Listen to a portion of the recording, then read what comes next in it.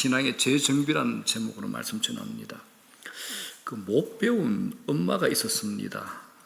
아빠가 딸 임신 중에 죽었어요. 소위 말하는 이제 유복녀로 딸이 태어났죠. 엄마가 23살의 과부가 되었습니다. 남대문 시장에서 떡 장사를 하면서 이 엄마가 딸만을 위해 살았습니다. 나중에 이제 이 딸이 대학 교수가 되었습니다. 이제 성공적 인생이 됐죠. 그런데 딸은 이렇게 생각합니다. 내 힘으로 내가 불우한 환경을 이겨낸 자수성가의 사람이다라고 생각을 합니다. 그러다가 이제 딸이 결혼하고 자기가 또 딸을 낳아서 딸을 키워보게 됩니다. 딸을 키워보다 보니까 이제 알잖아요. 어머니가 보기 시작한 겁니다. 자기 힘으로 다 한 줄 알았는데 자기도 딸을 키우다 보니까 어머니 없이 된 일이 하나도 없다는 것을 깨닫게 되었습니다. 갑자기 이제 엄마의 아픔이 느껴져서 효도할 마음이 생겼죠. 엄마가 좋아하는 게 뭐야? 내가 선물해 드릴게요. 그런데 엄마의 대답은 항상 같았습니다. 없다, 괜찮아. 딸의 마음이 무거워졌죠. 그러다가 이제 어느 날 똑같은 질문에 그날은 엄마의 대답이 달랐습니다. 내가 교회에서 멀리 이사 오니까 교회 가기가 힘들다. 주일날 교회까지 나를 좀 태워주면 되지 않겠니라고 물었습니다. 그동안 교회 얘기만 나오면 이제 화를 팍 내는 딸이었는데 이제 이 딸이 자기가 딸 놓고 보니까 마음이 변했잖아요. 태워주는 것 정도야 하고 동의를 합니다. 드디어 엄마는 딸과 함께 교회에 갔습니다. 엄마는 예배드리러 예배당에 들어가고 딸은 예배 안 드리고 이제 예배 빨리 마치고 이제 교인들끼리 교제하는 친교실에 들어가 앉았습니다. 이제 앉아 있다 보니까 335 모여 있는 교인들의 얘기 소리를 듣게 된 겁니다. 그런데 교인들 입에서 나오는 얘기가 남 헐뜯는 얘기, 자녀 교육을 돈으로만 해결하려는 돈 자랑하는 사람, 잘난 자기 자랑으로 입에 거품을 문 사람이 너무 많았던 겁니다. 또 마침 옆방 회의실에서 회의를 하는데 장로님, 집사님 하면서 고성이 오가는데 이게 싸우는 건지 회의하는 건지 모를 정도였습니다. 세상과 전혀 다를 바 없는 모습이었고 더 심한 것 같기도 해가지고 이 딸이 분노가 치밀어 올랐습니다. 예배 마치고 나온 엄마를 보자마자 딸이 짜증난 목소리로 엄마에게 이렇게 말합니다. 엄마, 이제 다시 이런 교회 나가지 마세요. 모여서 험담이나 하고 싸움질이나 하고 완전히 이 교회는 저질 집단이야 이렇게 얘기했습니다. 엄마 이제 교회 올 시간에 우리 맛집에 가고 공원에 산책이나 갑시다 이렇게 제안을 했습니다. 엄마가 물어봤죠. 너 왜 그러냐? 딸은 이제 자기가 다 본 것을 이제 흥분해가지고 이제 엄마에게 얘기를 한 겁니다. 다 들은 엄마가 이런 말을 합니다. 나는 평생 교회 다니면서 주님만 봤는데 너는 딱 하루 교회 와서 많이도 봤구나 이제 이렇게 얘기를 했습니다. 이 말에 이제 펄펄 뛰던 딸의 마음이 깨져버렸습니다. 엄마는 차원이 다른 존재였죠. 많이 배웠다는 교수의 딸이 미치지 못할 높은 경지의 해안이 이 엄마에게 있었던 겁니다. 지식이 다가 아니라는 거죠. 엄마는 주님만이라는 중심이 있었기 때문에 흔들리지 않았습니다. 잡다한 것 보다가 흔들린 자신과는 비교할 수 없는 깊이가 엄마에게 있었던 겁니다. 자, 오늘 5월 마지막 날입니다. 거기다가 금요일이네요. 금요 기도회. 지금도 사무실에서 이제 마감하는 분들이 있을 겁니다. 참 감사합니다. 그런데 이거 생각하면 좋겠습니다. 많이도 봤구나. 이 주제로 살면 흔들리고 길을 잃습니다. 주님만 보라. 그러면 모든 것이 다 풀립니다. 여러분 함께 기도했잖아요. 그 주님이 어떤 분입니까? 보이지 않는 하나님의 형상. 만물이 그에게서 창조돼. 보이는 것, 보이지 않는 것, 힘, 권세 모든 게 그분에 의해서 창조되고 그분을 위하여 창조되었다라고 골로새서가 우리에게 증명합니다. 하나님 말씀이. 그런데 그분이 우리 안에 계셔요. 우리가 그분께 주목할 때 다들 그분을 바라보고 있는데 주님을 바라보는데 무슨 일이 생기겠어? 이렇게 얘기하는 게 아닙니다. 우리가 주님 바라볼 때 어마어마한 일이 생깁니다. 왜요? 창조주요. 보이지 않는 하나님의 형상이거든요. 그분을 바라보기만 해도 엄청난 겁니다. 우리는 눈에 보이는 것, 귀에 들리는 것에만 빠져들어가는 가벼움과 얕음이 우리에게 있습니다. 언제나 시선이 문제입니다. 시선이 수준을 보여줍니다. 여러분 정말입니다. 주님만 바라보십시오. 흔들림이 없습니다. 주님만 바라보십시오. 길이 보입니다. 주님만 바라보십시오. 세상을 이길 힘을 얻게 되는 겁니다. 시선이 능력입니다. 시선의 축복을 놓치지 마십시오. 그래서 히브리서 12장 2절에 뭐라 그럽니까? 믿음의 주여 온전케 하시는 이인 예수를 바라보자라고 얘기하는 겁니다. 자, 여러분 5월 한 달 정말 수고하셨습니다. 박수를 보냅니다. 자, 이때쯤 우리 이제 2024년 정말 후다닥 가버렸어요. 그죠? 이때쯤 우리의 방향 그리고 영적인 모습을 되돌아보고 점검하고 재정비하는 시간을 가지면 좋겠습니다. 왜냐하면 우리 모두 다 은혜의 영적 기억 상실증이 좀 있거든요. 그래서 한번 재정비하기를 바랍니다. 자, 본문도 이런 비슷한 내용입니다. 자, 예수님께서 십자가의 길이 가까워지는데 예수님을 따르던 제자들의 실망스러운 모습을 우리에게 보여주고 있습니다. 예수님과 함께 3년 동안 공생애를 보냈던 제자들이 실패하는 모습이죠. 그래서 본문 27절은 구약의 스가랴서 13장 7절의 말씀 인용 부분입니다. 자, 본문 27절 한번 볼게요. 다 같이 읽겠습니다. 시작.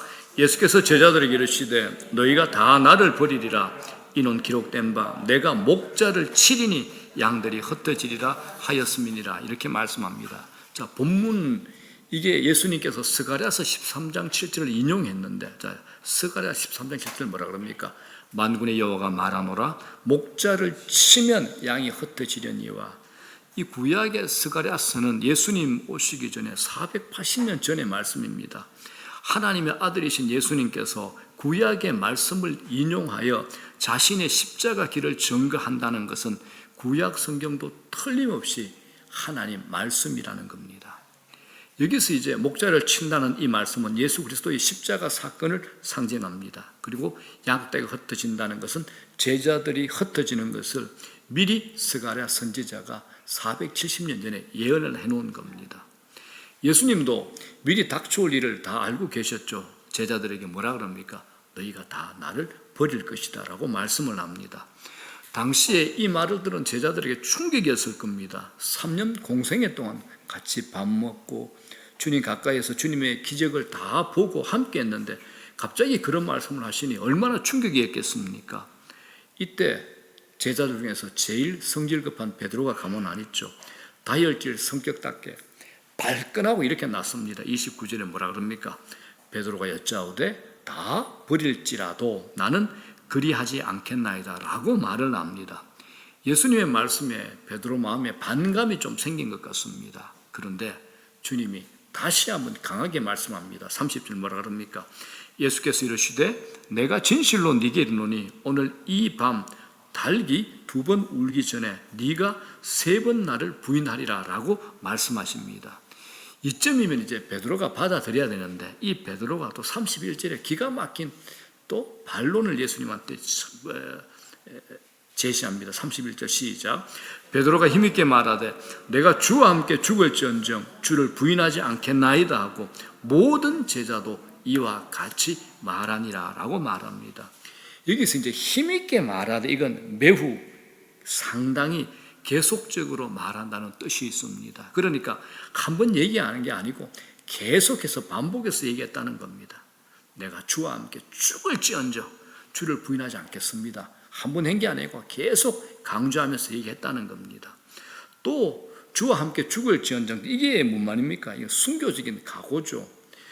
베드로가 이렇게 고백을 하니까 다른 제자도 다 같이 동의를 합니다. 어떻게 보면 제자로서 당연한 다짐으로 보입니다. 이 정도면 이제 베드로의 말을 믿고 싶어집니다. 그런데 어떻게 되죠? 무참하게 깨집니다. 그렇다면 베드로가 이때 거짓말을 한 것일까요? 아닙니다. 그는 진심이었습니다. 여러분, 이 베드로 안에 우리의 모습이 담겨 있지 않습니까? 내 진심만으로는 안 된다는 겁니다. 내 진심은 현실에서 검증이 돼야 됩니다. 진실한 말을 한다고 해서 그 사람이 진실한 사람입니까? 그건 알 수가 없습니다.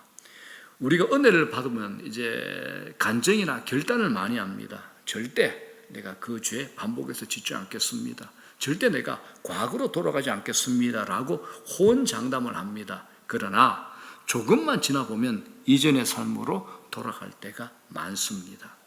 베드로도 똑같습니다. 얼마 못 가서 실패합니다. 이게 처음 아니죠. 주님 앞에서 주님 그리스도시요 살아계신 하나님의 아들입니다라고 멋지게 고백했지만 예수님께서 사탄아 내 뒤로 물러가라라는 책망을 받기도 합니다. 물 위로 걸어가게 하소서라고 주님께 말해서 물 위를 걷기도 하지만은 물에 또 빠져가지고 살려달라고 애원도 하잖아요. 지금 장담하고 있는 베드로에게서 무엇을 우리가 보게 됩니까? 자신에 대한 신뢰입니다. 자신은 충분히 예수님을 잘 믿고 있고 잘 따르고 있다라고 자기를 믿고 있는 겁니다. 여기에 이제 항상 우리의 문제가 있습니다. 베드로는 자신을 과대평가하고 있습니다. 대개 우리가 이렇죠. 다른 사람에 대해서는 냉혹하게 평가하고 자신에 대한 평가는 관대할 때가 많습니다. 베드로 자신도 이렇게 무너질 줄은 몰랐을 겁니다. 자기 현실 파악이 안 된 겁니다. 신앙 세계 안에서도 현실 검증 능력이 부족한 사람들이 종종 있죠. 사이비에 빠진 사람들, 그리고 사이비 교주들이 전부 이런 부류들입니다. 신앙을 가지면 현실에 대한 몰 이해로 가지 않습니다. 신앙을 가지게 되면 현실을 정확하게 직시하게 됩니다. 여러분 책방에 가면 책들이 많이 있죠. 처세술, 자기 관리 영역의 책 많이 있잖아요. 그런데 이런 책이 늘 언제나 제일 많이 팔린다라고 합니다. 자, 그런 책에서 무엇을 강조합니까? 너 믿어라. 너의 잠재력을 깨워라. 그렇게 말하고 적극적인 사고방식을 강조하고 있습니다.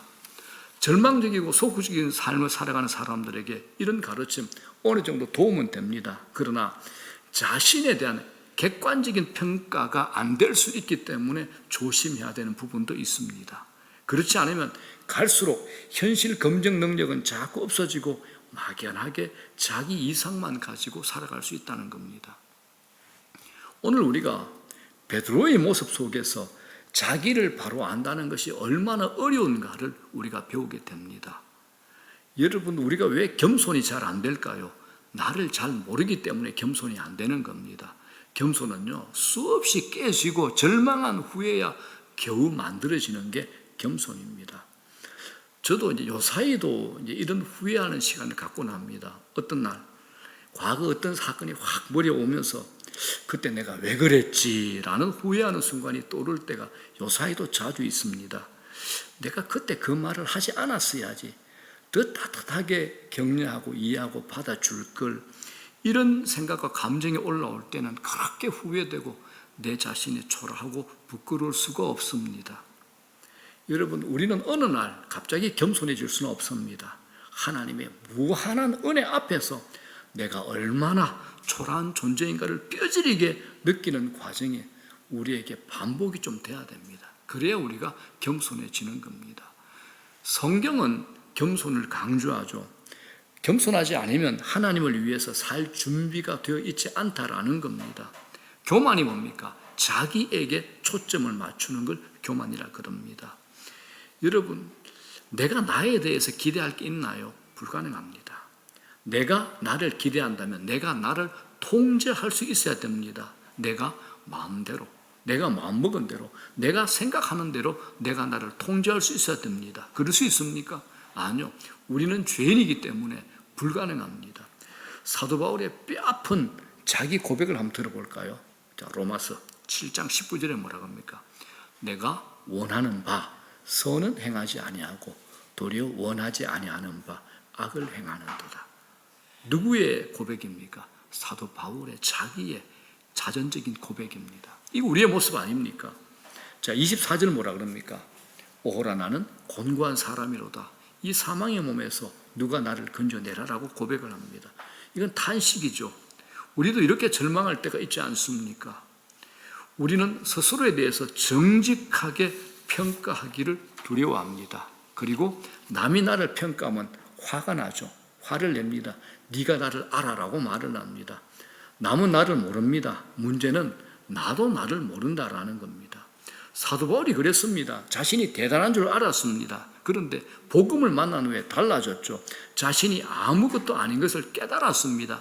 자존심 강하던 바울, 그렇게 자존심 강하던 바울이 뭐라 그럽니까? 나는 죄인 중에 괴수다 그럽니다. 나는 죄인 중에 괴수다. 지극히 작은 자 중에 작은 자다. 바울이 이렇게 자기를 고백하는 겁니다. 자신을 한없이 낮추게 되는 거죠. 이게 뭐냐? 은혜의 부리짐을 통해서 자기 자신을 바라본 결과입니다. 우리 의지 한번 보십시오. 우리 의지 얼마나 자주 넘어집니까? 감정은 어떻습니까? 하루에도 천국을 갔다가 지옥을 갔다가 냉탕에 갔다가 온탕에 갔다가, 이 우리 감정 아닙니까? 이승에도 한계가 있잖아요. 아는 대로 살지 못하는 겁니다. 넘어지고 깨어지는 오늘 제자의 모습이 사실은 우리의 모습입니다. 그리고 내 모습입니다. 생각한 대로, 마음먹은 대로, 결심한 대로 살 수 없다라는 겁니다. 베드로의 이 공약, 내가 어떤 경우에도 주를 따르겠습니다. 이 공약은 진심이었습니다. 우리도 하나님한테 회개할 때 순종하겠습니다라고 고백할 때 진심으로 하잖아요. 그런데 이게 오래가지 못한다는데 문제가 있잖아요. 베드로도 한순간에 무너졌습니다. 자신을 몰라도 너무 몰랐던 거죠. 다른 사람이 나를 배신하는 것도 있지만 내가 나를 배신하는 것도 있습니다. 자기 말을 자기가 지킬 수가 없습니다. 우리가 여러분 은혜 받은 대로만 살았다면, 그죠? 자, 한번 보십시오. 우리가 은혜 받은 대로만 살았다면 지금 우리는 전부 다 완전히 성인처럼 바뀌어 있어야 됩니다. 우리 모습이 지금 이 금요 기도에 성령이 충만해가지고 성령의 새바람이 불어오고, 그죠? 우리 성격 웃잖아요, 지금.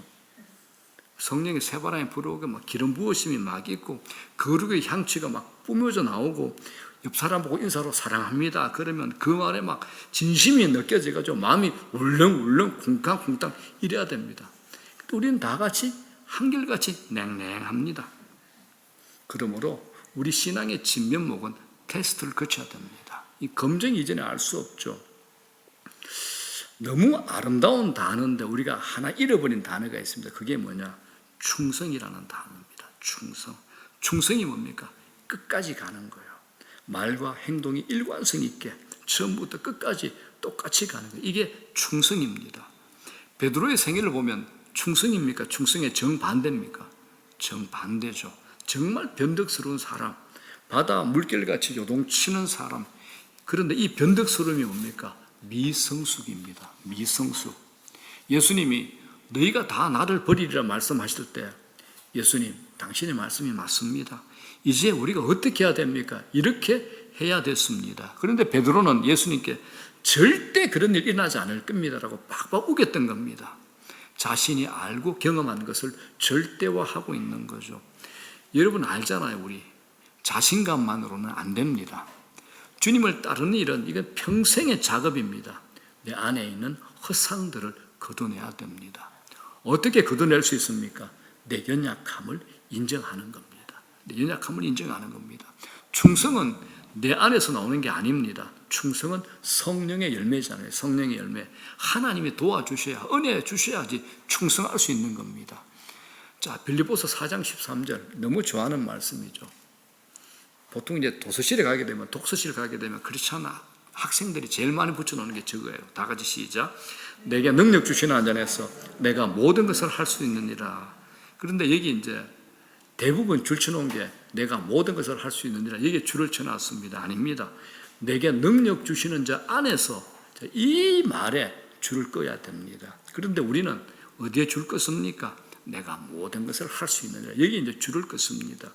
이 말씀은 내게 능력 주시는 자가 아니면 나는 아무것도 아니라는 말씀입니다. 내가 강조되면 안 됩니다. 우리가 신뢰할 수 있는 분은 오직 하나님 한 분밖에 없습니다. 끝까지 완주할 수 있는 것도 주님이 도와주셔야 가능합니다. 주님은 베드로와 제자들, 정말 나 같으면 이 배신자들로 뺨때기 때리고 다시 안 볼 제자들, 그런데 주님은 포기하지 않으셨습니다. 28절에 뭐라 그럽니까? 그러나 내가 살아난 후에 너희보다 먼저 갈릴리로 가리라고 말씀합니다. 자, 갈릴리가 어딥니까? 베드로와 제자들이 예전에 물고기 잡던 곳입니다. 주님이 왜 이곳에 가겠다라고 말씀을 하셨을까요? 부활하신 예수님을 보고도 제자들은 예수님을 따르지 않고 갈릴리 바다, 갈릴리 호수, 즉 디베랴 바닷가로 물고기 잡으러 갔습니다. 이걸 왜 그랬을까요? 자기 자신에 대해서 절망을 한 겁니다. 전에는 자신감이 충만했는데, 그런데 예수님의 십자가 사건 앞에 예수님 부인하고 도망친 사건, 그 처절한 실패를 통해서 자신을 믿을 수 없게 된 겁니다. 자신의 한계를 경험한 거죠. 디베라 바닷가로 찾아오신 예수님이 베드로에게 뭐라고 질문합니까? 요한의 아들 시몬아, 네가 나를 사랑하느냐? 베드로가 이전 같으면 어떻게 대답했겠습니까? 예수님 몰라서 묻습니까? 라고 했을 텐데 지금은 아닙니다. 자신감이 하나도 없죠. 자신의 실체를 보았기 때문입니다. 주님이 제자들을 다시 찾아주지 않으셨다면 벌써 끝났습니다. 다시 일어날 힘은 주님으로부터 오는 겁니다. 자, 여러분, 우리는 흔들리고 또 흔들립니다. 그런데 주님은 변함이 없으신 분입니다. 실패하는 제자들을 통해서 우리가 배우는 것은 나는 실패할 수밖에 없는 존재라는 사실입니다. 제자들 모두 실패합니다. 성경에 나온 인물들 전부 다 실패합니다. 성경이 그것을 기록한 이유가 무엇일까요? 우리도 실패합니다. 다 똑같아라는 겁니다. 주변의 사람들이 실패할 때 여러분, 나는 다르다라고 생각하면 큰일 납니다. 나도 똑같은 자로 여기셔야 됩니다. 우리의 의지력으로는 안 됩니다. 내 힘으로 이기려고 했던 것을 한번 생각해 보십시오. 바울의 고백이 정확합니다. 뭐라 그럽니까? 나의 나 된 것은 하나님의 은혜로다. 이게 정확합니다. 나의 나 된 것은 하나님의 은혜로다. 우리 찬양 한번 합시다. 나를 지으신 이가 하나님, 나를 부르신 이가 하나님, 나를 보내신 이도 하나님, 나의 나 된 것은 하나님 은혜라. 보통 속도로요.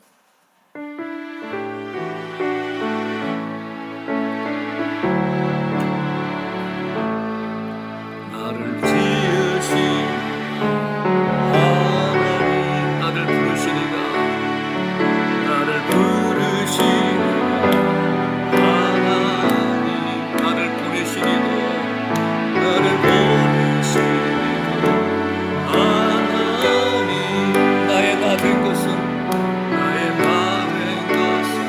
하나님 은혜라. 은혜라. 나의 달려갈 길 다하도록, 나의 마지막 호흡 다하도록, 나의 마지막 다하도록, 나로 그 십자가 품게 하시니, 나로 그 십자가 품게 하시니, 나의 나 된 것은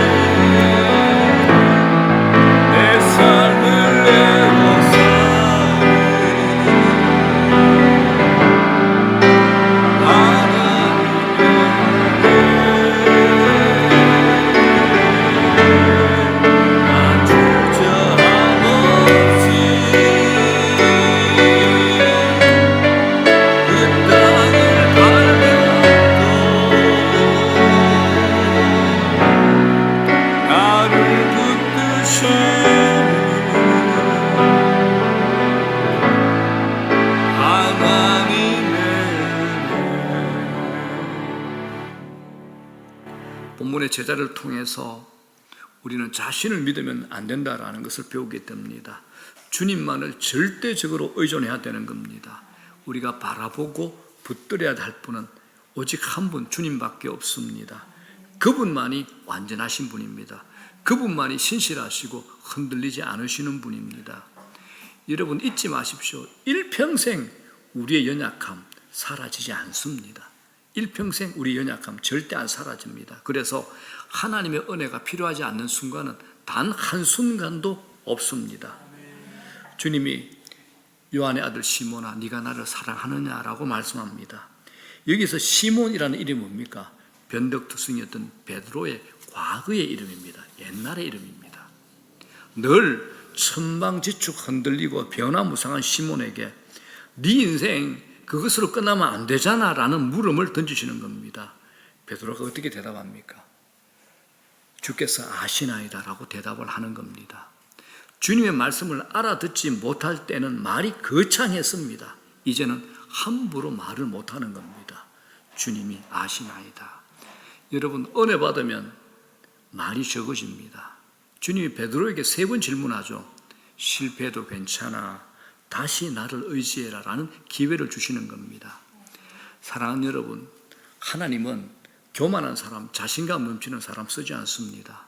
주님은 자신을 의지할 자를 찾고 계십니다. 그러므로 실패해도 괜찮습니다. 아니, 실패해 봐야 됩니다. 성공만 경험한 사람은 위험하죠.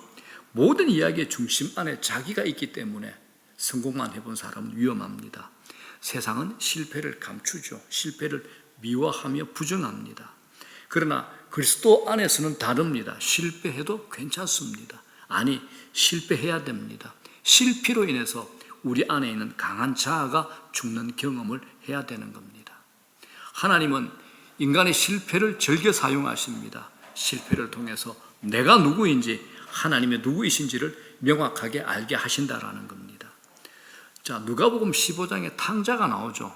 탕자가 아버지 유산을 미리 받아서 먼 타국으로 떠납니다. 만약 탕자가 그 돈 가지고 돈 많이 벌고 성공했다면 탕자가 아버지께 다시 돌아왔겠습니까? 안 왔겠습니까?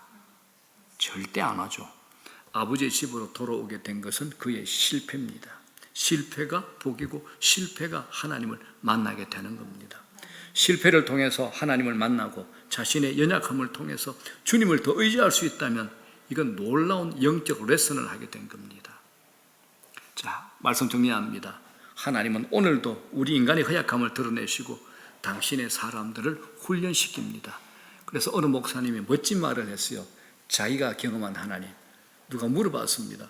목사님이 경험한 하나님은 어떤 하나님이요? 물어봤더니 이 목사님 멋진 대답을 했어. 해병대 조교 같으신 하나님. 이렇게 얘기하셨어요. 해병대 조교 같으시대요.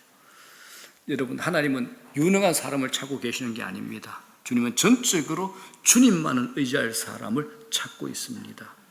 우리가 주님만 의지한다면 우리 인생 주님이 결정하실 겁니다. 주님이 결정하실 겁니다. 여러분, 신앙은 하루아침에 뚝딱 만들어지지 않습니다. 과정이 필요합니다. 본문을 보게 되면 주님은 제자들의 실패를 통해서 그들을 다듬어 가고 계십니다. 실패를 사용하셔서 그들을 참 제자로 만들어가는 하나님의 은혜를 보게 됩니다. 우리가 실패해도, 내가 실패해도 다시 시작하게 하시는 하나님이 계십니다. 우리는 늘 하나님 배신하잖아요. 하나님께 약속한 거 얼마나 많습니까? 맨날 깨잖아요. 그런데 하나님은 한 번도 우리를 배신한 적이 없습니다. 언제나 그분은 신실하신 분입니다. 실패는 쓸모없는 것이 아닙니다. 절망이 약이 됩니다. 아픈 만큼 자랍니다. 많이 넘어질수록 나를 신뢰하지 않고 하나님만을 신뢰하는 자로 살아가게 되는 겁니다. 언제나 우리는 하나님의 은혜로 사랑하는 사람, 사랑으로 사는 사람이라는 사실을 놓치지 마십시오. 다시 일으켜 주시는 주님께로 또 나가는 겁니다. 오늘 넘어져도 주님은 내가 가기만 하면 다시 이렇게 세워주신다. 그 마음으로 늘 가는 겁니다. 이걸 믿으셔야 됩니다. 주님은 베드로를 이렇게 세우셨잖아요. 그리고 제자들을 다 이렇게 세우셨잖아요. 그리고 뭘 만듭니까? 사도행전을 만드셨습니다. 사도행전의 주역으로 그들을 세우셨습니다. 무참하게 처절하게 실패했던 이들을 사용하셔서 사도행전의 전 세계 복음의 물꼬를 트는 일에 놀랍게 이 실패한 제자들을 사용하신 겁니다. 본문을 통해서 분명하게 드러난 사실, 우리는 정말 허약한 존재라는 겁니다. 내 의지, 감정, 이성, 이게 한순간에 무너지고 깨질 때가 얼마나 많았습니까? 오직 하나님 한 분만이 위대하신 분입니다. 여러분, 우리 힘 빼고, 내 힘 빼고 하나님 의지하는 겁니다. 하나님 능력 의지하는 겁니다. 오직 하나님 손에 이끌려 살아가는 은혜가 2024년 5월 24일 이 밤에 우리 모두에게 있기를 주님의 이름으로 축원합니다.